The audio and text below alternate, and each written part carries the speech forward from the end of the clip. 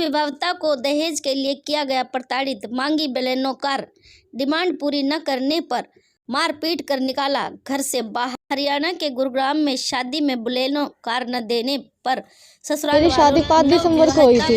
ये जो 5 दिसंबर है और मेरी शादी को अभी 20 दिन हुए हैं। मेरी सास, मेरे पति, ये मेरे को टॉर्चर करते हैं गाड़ी के लिए। इनको बाइक दी थी मेरे पापा ने, वो ये नहीं लेके गए, इनको चाहिए थी बलेनो गाड़ी, ठीक है। ये बाइक छोड़ गए, मेरे पापा की नहीं है औकात देने की गाड़ी, पर ये मेरे को टॉर्चर करता है तो गाड़ी लेके आ। 2-4 दिन से ये मेरे को खूब मार, और कल तो इन्होंने हद ही कर दी। मेरी सास ने, मेरे पति ने मुझे बहुत मारा कल, और मेरे को घर से 11 बजे बाहर निकाल दिया। नूह वाले पार्षद जी, मेरे जो ससुर हैं, मौसा ससुर, वो और उनकी माँ राजवती देवी, वो फ़ोन करके मुझे टॉर्चर करती हैं। वो कल संडे को सारे, आज संडे को मुझे मारने के लिए आ रहे थे। वो रात को ही निकल गए थे सारे। जब इन्होंने मुझे घर से बाहर निकाल दिया था तो मैंने 112 पे कंप्लेंट करी थी रात को।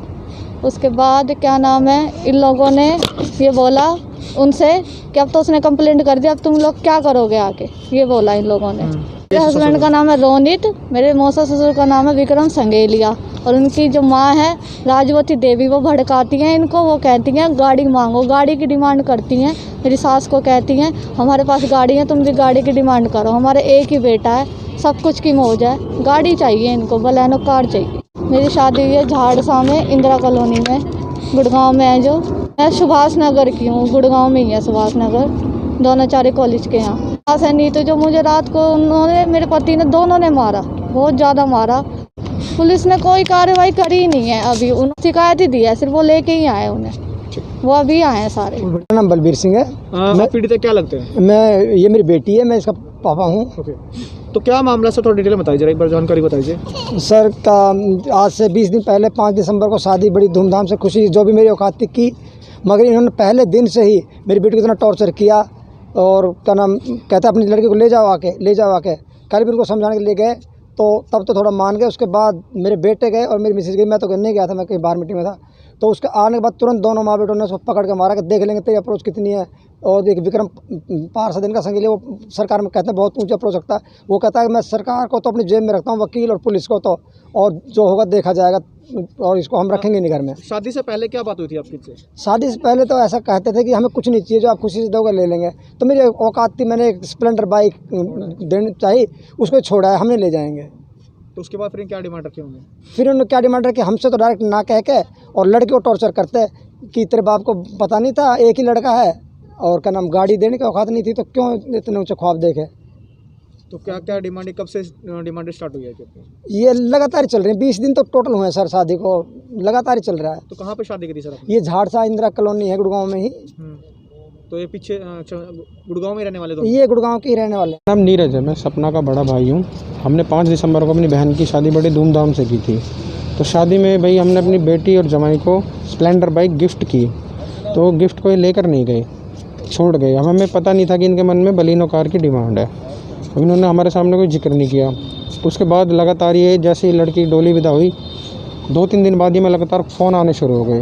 पापा ये तो बलिनो कार की कह रहे हैं, भाई आपने कार क्यों नहीं दी? मैं कहा भाई हमारे सामने तो कोई ऐसी बात आई नहीं, अगर कहते तो पहले हम शादी से पहले खुल के कहते, अगर हमारी गुंजाइश थी तो हम लोग इनको पास बैठते। अभी लगातार यही फ़ोन आने लगे, इकलौता लड़का है, हमारे तो बहुत अरमान थे, जो कि खुद भी कन्फेस कर चुके हैं अंदर थाने के अंदर, भाई हमने कहा है, और उसकी सारी CCTV सारी कुछ हमारे पास है।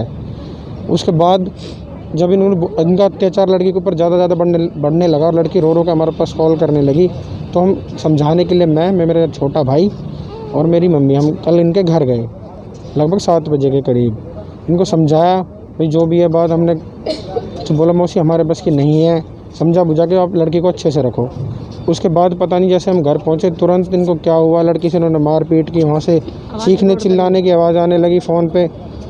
जो खुद हमारे मेहमान है रोनित, उनके फ़ोन से फ़ोन आया, इसे लेके जाओ वरना मेरे हाथ से आज कुछ हो जाएगा। लोग कोई बात नहीं, हम आ रहे हैं। इधर से सपना का फ़ोन, भाई कोई बात नहीं रहने दो, वो मना करने लगी, रहने दो भाई हमारे घर की बात है। फिर हमने भी सोचा चलो छोड़ो क्या करेंगे, कोई बात नहीं भाई बहन बेटी है, तो हमने ब्याह दिखा दी, उनके घर की बात है।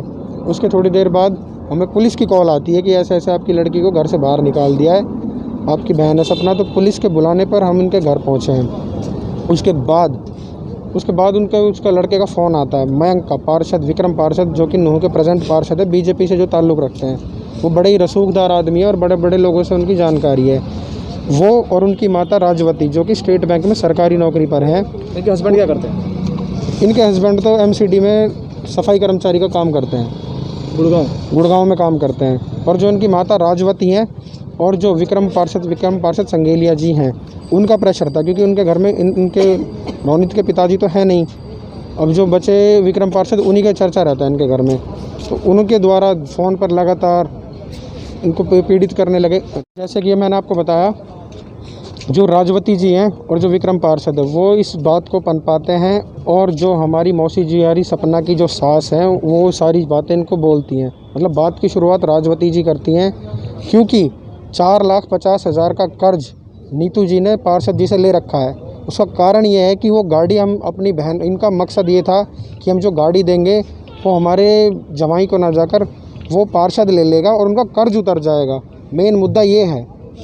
तो इस वजह से ये दोनों माँ बेटे राजवती और विक्रम पार्षद इसलिए इस तरह से हमारी लड़की को प्रताड़ित कर रहे हैं। तो अब तक पुलिस ने क्या रिस्पांस दिया आपको? पुलिस ने कोई रिस्पांस नहीं दिया।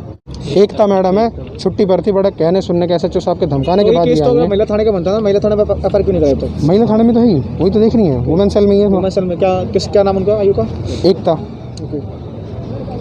उल्टा हमारे ऊपर ही हमें डांटने लगी। दबाव बना ली, क्या करोगे केस करके? कुछ नहीं होना जाना, लड़के घर बता हाँ, दो। क्योंकि पार्षद ने फ़ोन करवाया है। जो इनके साथ आदमी बैठा है, अभी 4 गाड़ियाँ भर के आई हैं। गाड़ियों के नंबर भी देखोगे इतने महंगे महंगे हैं। विक्रम पार्षद खुद घर छुप के बैठा है और उसने रसूखदार आदमी भेज दिए, जिनमें 2 तो खुद पुलिस वाले बैठ के आए गाड़ी के अंदर थाने के अंदर ही है जो।